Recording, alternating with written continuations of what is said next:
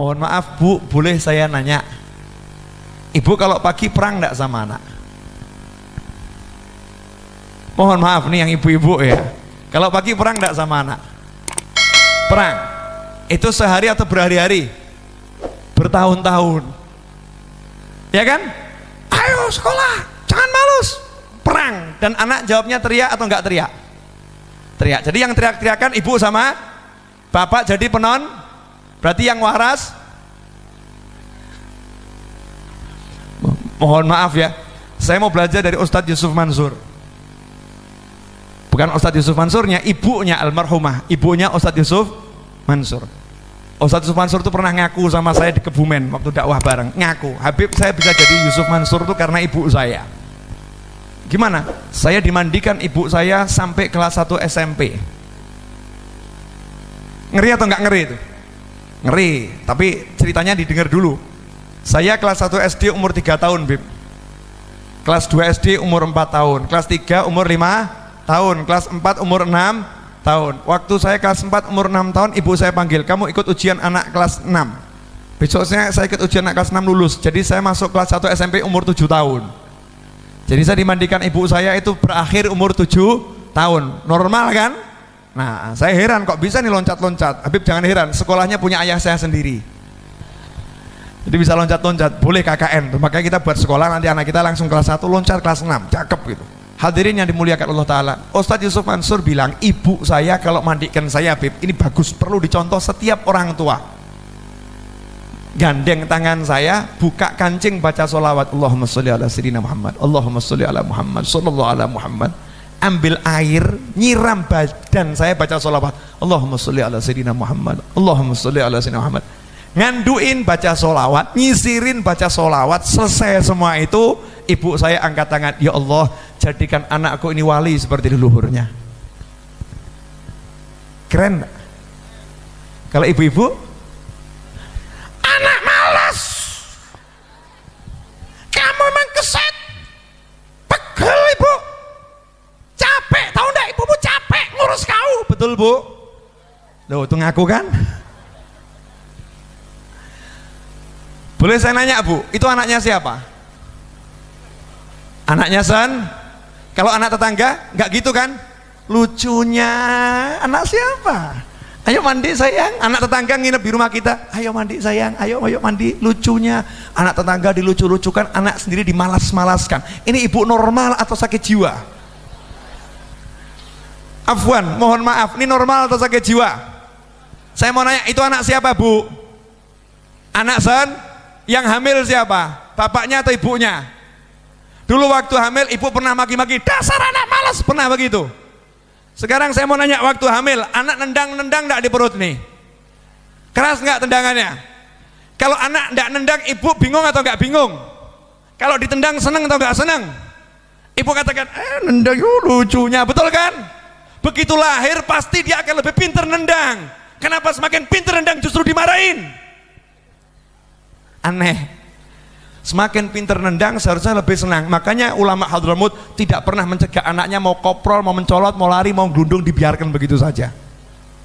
Habib Abdullah bin Alul Haddad, kalau kita baca dalam kitab Tathbitul Fuad, ada bapak yang gandeng anaknya ke majelis, taruh di depan, di majelis, di depan, anak-anak masih anak, taruh di majelis depan, anak diem gitu, dipanggil bapaknya, kenapa kamu bawa anakmu ke sini?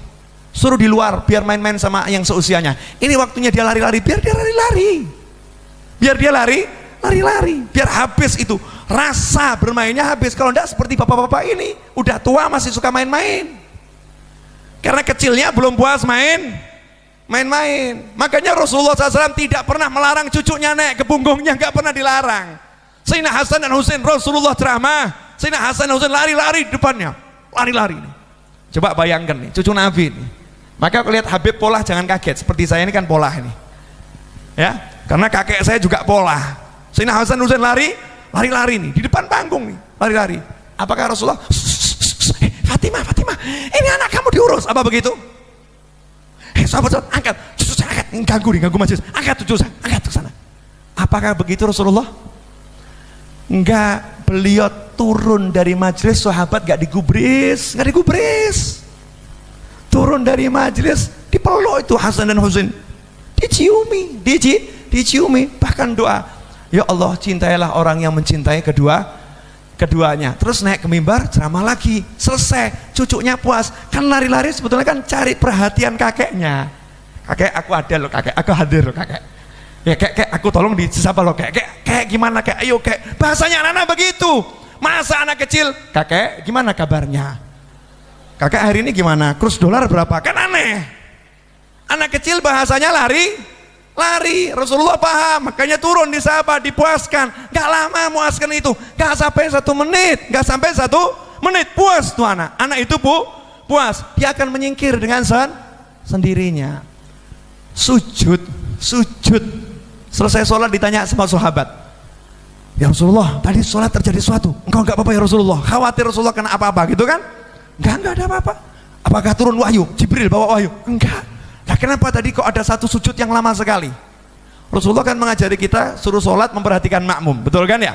Karena ada orang tua, ada orang yang punya hajat, mungkin ada yang punya anak, mungkin ada yang sakit. Makanya sholat kalau berjamaah nggak boleh lama sujudnya, rukuknya, berdiri nggak boleh. Yang mu'tadil, yang sedang taraf ukur orang semua bisa ikut. Itu yang diajarkan Nabi Muhammad Sallallahu Alaihi Wasallam. Tapi dalam kasus itu, kenapa Rasulullah mengabaikan hal itu? Dalam kasus ini Rasulullah mengabaikan, ada orang punya hajat, ada orang tua. Dalam kasus yang lain Rasulullah menyegerakan menyelesaikan sholatnya karena ada bayi yang nangis, betul kan? Kasihan sama ibunya nanti pikiran dan kasihan bayinya, Rasulullah singkatkan sholatnya.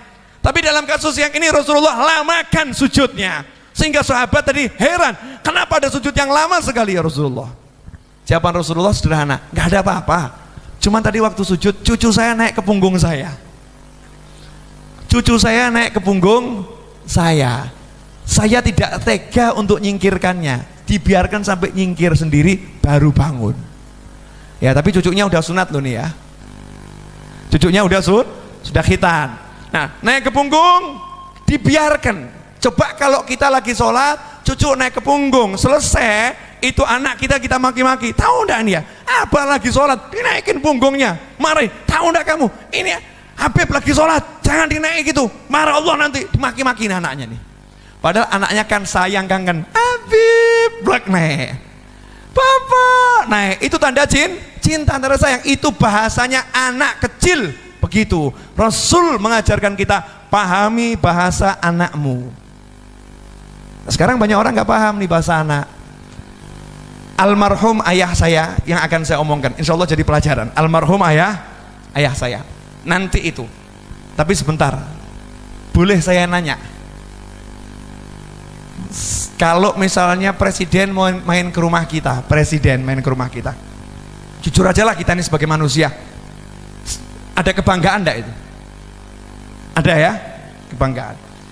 Siapkan gelas minum, roti, duduk sama presiden. Mohon maaf, anak kita yang kecil tahu-tahu keluar lari-lari.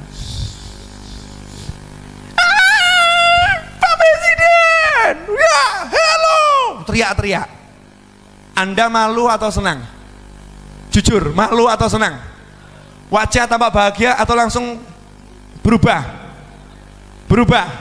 Setelah itu anak tadi nyampar gelas, tak, piar, pecah. Instruksi selanjutnya apa? Kasih kode, betul? Permisi Pak, masuk ke dalam. Anaknya dicium atau yang mana? Jewer, nangis, tinggal angkat yang lain, betul begitu? Orang tua yang hebat, Masya Allah, orang tua yang baiknya luar biasa. Ini orang tua yang insya Allah nanti kalau meninggal dunia ditunggu anaknya model begini nih, insya Allah ini ya. Mohon maaf, yuk coba kita mikir, betul presiden mulia dan kita muliakan, tapi mohon maaf, kalau Anda nanti meninggal kira-kira presiden ngelayat enggak? Ngelayat. Kira-kira kalau Anda meninggal presiden mau enggak nunggu di kuburan bacakan talqin, yasin, tahlil, mau enggak? Anda. Kalau Anda sakit nanti presiden nungguin enggak? Anda. Nungguin. Siapa yang kita harapkan nungguin kita? Siapa yang kita harapkan nemenin kita? Siapa yang kita harapkan nanti nyolatkan jenazah kita, ngantar jenazah kita, yang nungguin kita di kubur, siapa itu? Kalau kita pengen ditungguin, maka tungguin anakmu. Kalau kita pengen dilayani, layani anakmu. Kalau kita pengen dimuliakan, muliakan anakmu. Kalau kita pengen diunggulkan, unggulkan anakmu. Kalau kita pengen nomor satukan anakmu. Jangan orang lain. Itu yang dilakukan Nabi Muhammad SAW. Meskipun ada sahabat, meskipun sujud, Rasul tidak pedulikan sahabat. Karena ini cucuku lebih penting dari semuanya. Paham? Yang mau batal suruh batal, yang mau bangun suruh bangun, yang mau pulang suruh pulang. Ini urusannya cucu saya ini. Illal mawaddata fil qurba. Khairukum li jiranih la. Yang terbaik di antara kalian yang paling bagus pada tetangganya. Tidak ada hadis seperti itu. Memang kita disuruh berbuat baik pada tetangga, tapi ukuran yang terbaik bukan orang yang paling baik pada tetangga. Khairukum li ahlih. Yang terbaik di antara kalian, yang paling baik pada keluarganya. Suami pada istri, istri pada suami, orang tua pada anak, anak pada orang tua, majikan pada pembantu, pembantu pada majikan. Kalau tinggal satu rumah itu jadi keluarga. Rasulullah begitu cucunya, bahkan lari-lari di tengah jalan. Ini riwayat yang sahih. Rasul lagi sama sahabat keluar, dia cucunya lari-lari di pinggir, main-main sama teman-temannya. Rasul katakan, sahabat silakan jalan duluan ke tujuan, nanti saya susul. Rasulullah ikut lari-lari sama cucunya dan kawan-kawannya. Coba, wah nggak kena, lari, nggak kena, sampai udah puas ditubruk cucunya, wah kena sekarang, diciumin. Cucunya seneng, senang, membangun cinta dari kecil tuh sama keluarga tuh, dibangun betul. Sekarang ndak, anak ngeroti, jangan ngeroti, ada tamunya Abah. Kalau dulu kan ndak, anak keluar digendong, didudukkan, ini anak saya, dia loh, doakan dia, Subhaladi ini anak aku, doakan ini anak perempuan saya, tolong doakan, ini memang polanya Masya Allah ini disebutkan, ini polanya Masya Allah ini, kayak mamahnya kelihatannya, padahal kayak abahnya gitu kan, tinggal dicela nih, jadi bahan guruan, justru bahan guruan, dimuliakan itu anak, sehingga anak itu tumbuh dengan perasaan, oh orang tua saya mencintai saya, orang tua saya nggak musuhin saya, orang tua saya seneng berdua dengan saya. Lah ini anak bisanya ngejak main, orang tuanya nggak mau diajak main, marah. Kenapa? Orang tuanya lagi ngobrol sama teman arisannya, anaknya muncul. Lebih penting teman arisannya daripada anaknya. Betul. Bapak Ibu sekalian, sehebat apapun sahabat Anda yang berjuang bersama Anda tiap hari, tidak akan menemani Anda seperti anak Anda. Gak ada.